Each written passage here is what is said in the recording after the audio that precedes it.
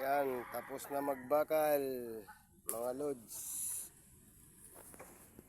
Tapos na yung swimming pool magbakal. Sa Lunes magbubuhos na kami mga lods.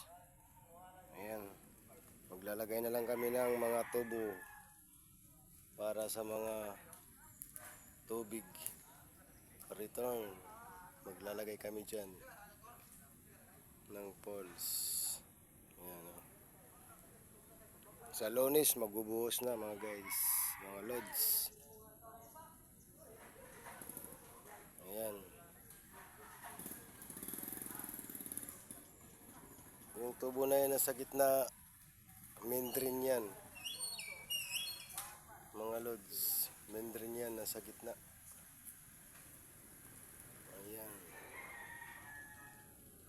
Ayan ang gawa namin dito sa Surigao del Sur.